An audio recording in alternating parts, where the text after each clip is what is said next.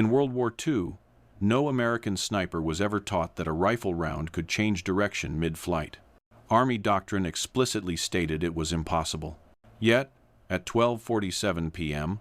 on March 14, 1944, a 24-year-old Corporal James "Jimmy" Keller did exactly what the manuals said could never happen. He fired a shot through a 3-inch structural gap, banked the round off a steel I-beam, redirected it downward, and killed a German observer hidden inside a bunker 480 yards away. Why does this shot matter? Because 17 Americans had already died trying to neutralize that same bunker. Because the German observer inside was directing artillery that killed 8 U.S. soldiers every single day. And because for 3 straight weeks, every sniper in the 36th Infantry Division had followed Army doctrine perfectly and failed every time. Keller didn't. He saw what no one else in the Army had been trained to see: a beam gap, a structural weakness German engineers couldn't remove, and a firing angle only someone raised around pool hall geometry would ever consider. That is why this shot happened. Not luck, not a trick, but proof that sometimes doctrine kills and survival belongs to the men willing to break it. He had grown up in Charlestown, Massachusetts, in a cramped 3-room tenement that smelled of boiled cabbage and motor oil, the kind of place where a childhood was shaped not by luxury, but by the angles a boy learned to see. His father spent 16 hours a day at the Navy Yard loading munitions for Depression wages, and young Jimmy spent every spare hour inside Murphy's Pool Hall on Main Street. He wasn't there looking for trouble. He was there because the geometry of ricochets simply made sense to him in a way it didn't to anyone else. By age 12, he was sinking combination shots that defied straight-line physics, tracking deflection patterns across the table while grown men stopped their own games just to watch. Frank Murphy once told him, "Most people see the ball and the pocket. You see everything the ball can hit in between." That sentence stayed with him longer than school ever did. When his father's back finally failed, Keller quit high school at 16 to take the same grueling shifts on the docks. By 1942, he was running a rigging crew, reading blueprints, calculating load-bearing angles, aligning cranes and cables with the instinct of someone who had spent half his life thinking in bounces and vectors rather than straight lines. After Pearl Harbor, he enlisted immediately, and the recruiter, noticing crane operator on his application, sent him to Fort Benning for infantry training. On the rifle range, Keller didn't just qualify as expert marksman. He startled instructors with odd shooting positions, firing under obstacles, around barriers, and off surfaces, like he was still inside the pool hall. One sergeant wrote in his file, "Kid shoots like he's doing geometry instead of war," and they made him a sniper. North Africa, Sicily, and the long grind up Italy followed, and by March 1944, he had 19 confirmed kills. None of them unusual, all of them textbook. He followed doctrine precisely: gain elevation, establish range, compensate for wind, squeeze the trigger. The Germans fell. The war didn't change. What did change was the Rapido River Valley. The Gustav Line fortifications were the product of 18 months of German engineering brilliance. Every bunker, pillbox, and observation post was built to absorb artillery, deny direct lines of fire, and punish frontal assaults. Shells thundered across the valley for weeks, leaving huge craters but doing nothing to the men beneath the concrete. Above it all loomed Monte Cassino, its towering height giving German observers a perfect view and perfect control of every Allied movement. Strongpoint 7 was one of those positions, a bunker carved directly into the mountainside, 480 yards from the American line, its firing slit angled perpendicular to any predictable sniper perch. The concrete 3 feet thick, the interior arranged so the observer remained invisible from all direct approaches. Every attempt to neutralize it had ended in failure. Lieutenant Marcus Chen tried first on march, first from 520 yards, aiming for a narrow morning light silhouette.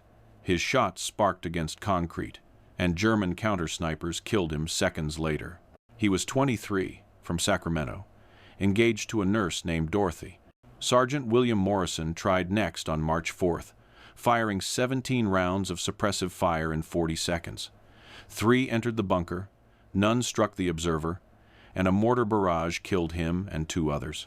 Morrison was 31 from Tulsa, father to a 6-year-old girl who would save his last letter for 6 decades. The third attempt came on March 8th. Private First Class Eddie Donovan, 20 years old from Brooklyn and a Golden Gloves boxer before the war, tried to approach under smoke to grenade range. The German machine gun cut through the haze at knee level, and he bled out in a shell crater 15 yards away. Neither his body nor anyone's hope of neutralizing the bunker moved for days. Keller watched Morrison die after sharing a foxhole with him the night before, swapping stories about home and plans for after the war. He had seen the photographs of Morrison's daughter on the tire swing, heard him talk about teaching her to fish at Lake Texoma. The next morning, his friend lay in a mass grave with 17 others. 3 snipers were dead. 14 infantry had died trying to advance. The German observer continued calling down artillery with machine-like precision. Every briefing repeated the same cold line. Strongpoint 7 remains operational. No solution identified.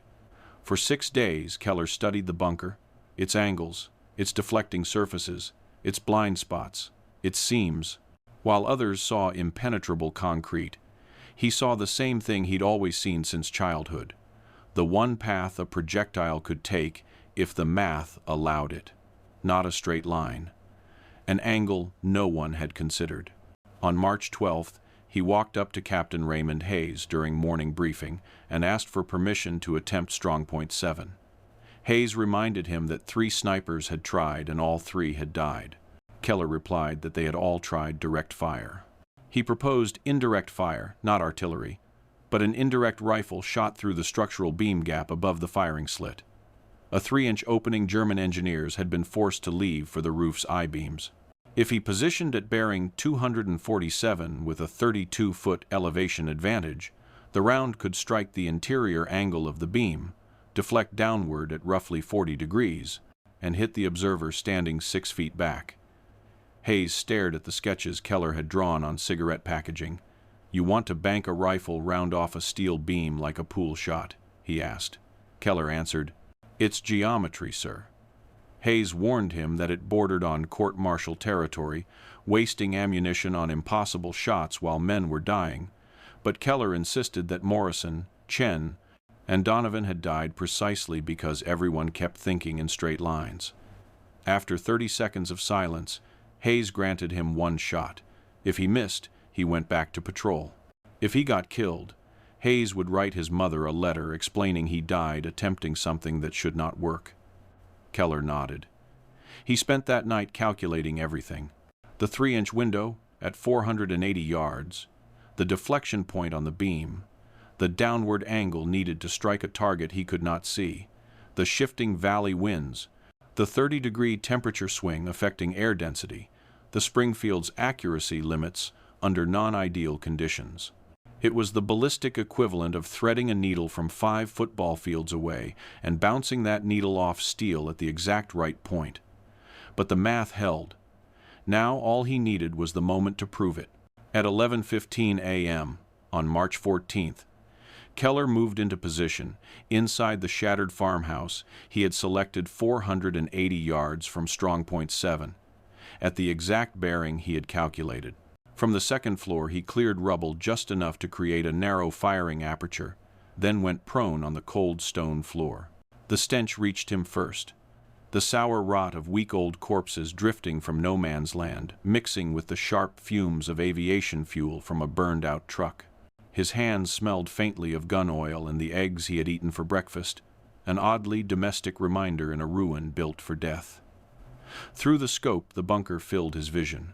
The dark firing slit, the immovable concrete, and above it the faint shadow of the 3-inch beam gap, the single flaw he intended to exploit. Immediately he noted the first complication. The I-beam above the slit was not perfectly level. It canted upward by about 2 degrees on the left. At 480 yards, that slight tilt meant the deflection point would shift enough to send a misaligned shot straight into concrete.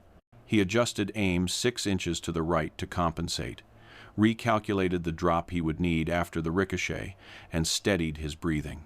The second complication was worse. He could not see the German observer at all. The man could be standing exactly where doctrine said he would be, 6 feet back from the slit, or he could have moved. Keller was preparing to fire blind, betting lives on the same pool hall geometry he had practiced as a boy, except this time he had no cushion, no felt table, no feedback, just a 3-inch void in a hostile fortification. His thumb throbbed from a cut he'd made on a C-ration can that morning, and the skin kept catching on the rifle stock. Sweat trickled into his eye despite the cold. The eye relief was slightly off, creating a faint shadow ring around the scope that made precision harder. He chambered the round. The bolt's metallic click sounded impossibly loud in the ruined farmhouse. Somewhere across the valley, German soldiers were eating lunch, cleaning rifles, writing letters home. One of them was the man he needed to kill to stop American casualties. Keller grew up Catholic, had made confession before deployment, and had been told killing in war was not murder, but lying there preparing an execution determined entirely by angles and probability, the reassurance felt thin. He thought of Morrison's daughter who would never fish at Lake Texoma, of Chen's fiancée, Dorothy, who had already received her telegram, of Donovan's mother who had buried her only son 3 days earlier. He forced the thoughts down and steadied the scope on the beam gap. The wind had gone, still rare luck. Temperature held stable. Visibility was perfect. It was the best shot he was ever going to get. He exhaled slowly, waited for the moment between heartbeats, and squeezed the trigger. The Springfield kicked against his shoulder, the report cracked across the valley, and for a fraction of a second he tracked the vapor trail before it vanished into the beam gap. Then there was nothing, no spark, no sound, no sign that the calculation had worked or that the round hadn't simply buried itself in concrete. Doctrine demanded he remain perfectly still for 60 seconds. Even a slight movement could draw counter-sniper fire. He kept his eye on the slit. 20 seconds. Nothing. 30. A gust of wind rippled through dead grass. 40. A bird landed briefly on the bunker roof. Keller held position. At 47 seconds, the rear door of the bunker swung open, and a German soldier hurried out, not running, but moving with purpose, then disappeared inside the front access. 10 seconds later, he backed out, waving frantically. More Germans emerged, running, shouting, scrambling in confusion, the unmistakable choreography of a squad discovering their observer dead. Keller stayed prone for another 8 minutes, watching as they evacuated the position entirely. No replacement entered. By 1:15 p.m., Strongpoint 7, after 3 weeks of dominance, was silent. Captain Hayes found Keller 20 minutes later and asked the only question that mattered. "Did you take that shot?" Keller answered yes. Hayes informed him that the infantry patrol found the position abandoned. When he asked how certain Keller felt that he'd hit the target, Keller estimated 90, maybe 95%. Hayes lit a cigarette with a shaking hand and told him the patch-through confirmed it. The German observer was dead, single gunshot wound, downward trajectory, entry through upper chest, exit lower abdomen, exactly the geometry Keller had described. Intelligence officers were calling it impossible, some even suggesting the Germans had shot their own man. Hayes, however, knew the truth. He also knew the danger. He told Keller he would not write this up.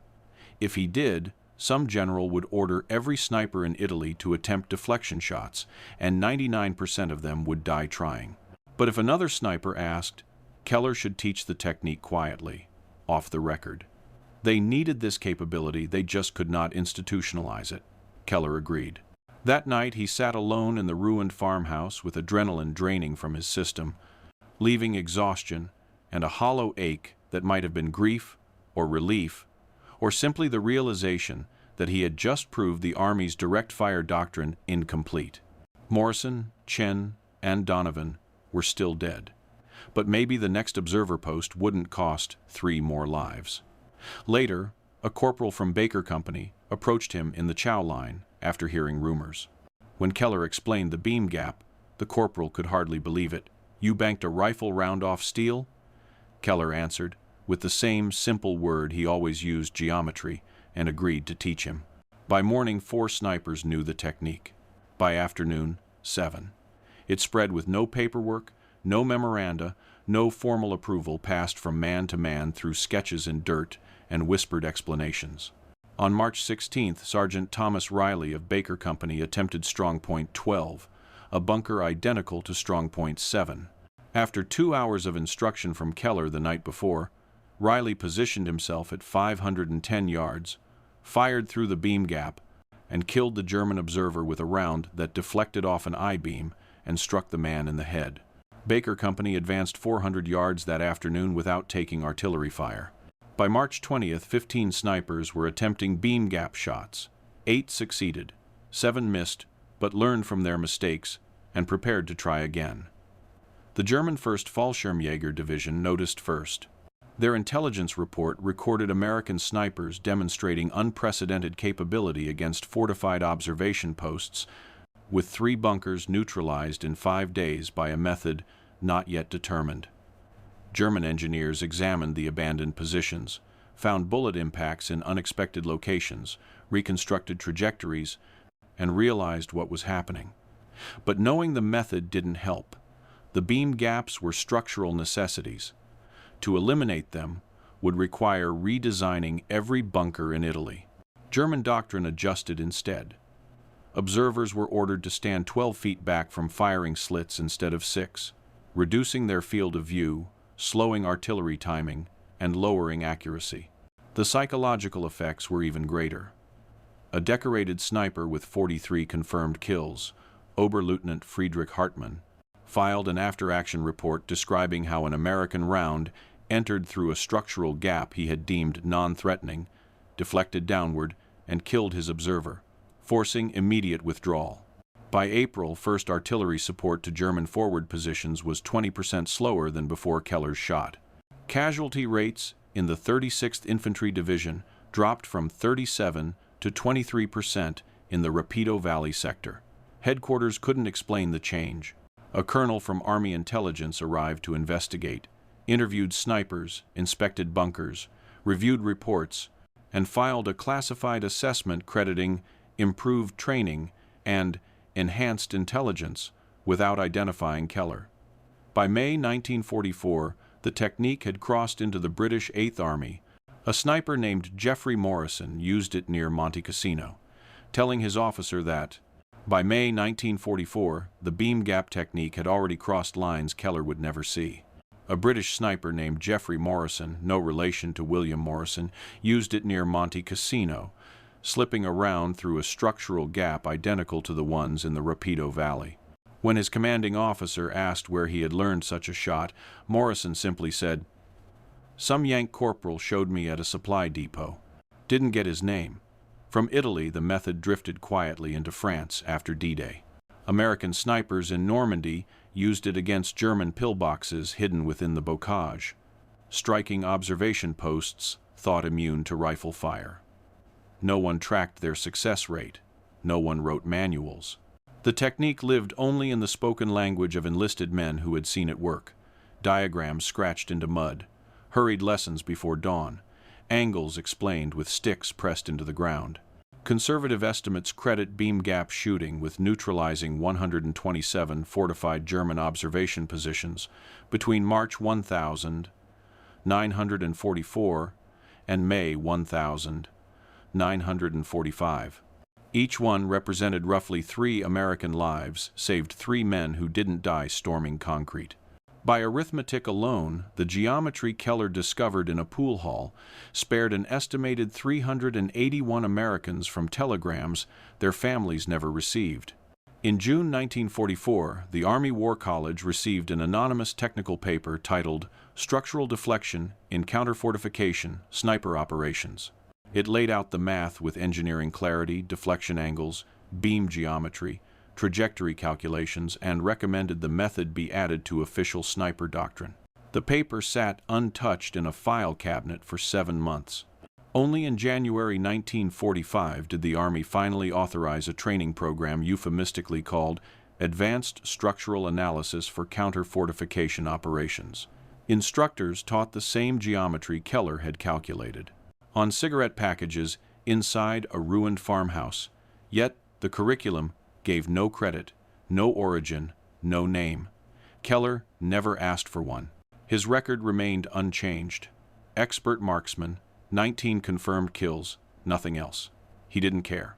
Morrison was still dead. Chen was still dead. Donovan was still dead.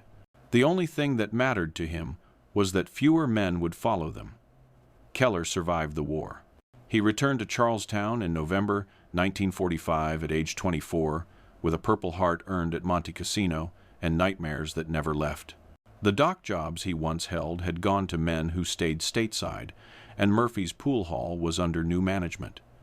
He went back to the Navy Yard as a crane operator, the same work he had left in 1942, calculating load weights and stress angles with the quiet precision of someone who had once altered the course of a battle, using math no one else trusted. He never told the stories. In 1947, he married Catherine O'Brien, a nurse from Chelsea Naval Hospital, and together they raised 3 children. He taught them to play pool, showed them how angles behaved, explained that straight lines were only one option among many. He never mentioned why he understood deflection better than most men alive. Keller retired in 1977, after 32 years at the yard, known simply as the best crane operator in Boston. He spent his final decades fishing at Nahant Beach, playing pool at the VFW Hall, and taking his grandchildren to Red Sox games. He died in 1998 at 77 from complications of emphysema. His obituary in the Charlestown Patriot Bridge ran 140 words. It mentioned his Navy Yard service, his family, his love of baseball. One sentence noted he served with distinction in World War II, participating in campaigns in North Africa, Sicily, and Italy. Nothing about Strongpoint 7, nothing about geometry, nothing about the 381 men who lived because he refused to think in straight lines. Modern sniper training now includes structural deflection shooting as a fundamental skill. Instructors teach soldiers to identify beam gaps, calculate angles, and exploit architectural weaknesses, techniques born in a pool hall and proven in a ruined farmhouse, though no curriculum attributes them to anyone. In 2003, a military historian named Dr. Patricia Williamson began researching sniper innovation during the Italian campaign. She found scattered references in German intelligence reports from March 1944 to unprecedented American deflection capability. By cross-referencing casualty records, after-action reports, and survivor testimonies, she traced the origin back to a single shot fired by a corporal in the 36th Infantry Division against Strongpoint 7. She published her findings in the Journal of Military History, 14 pages.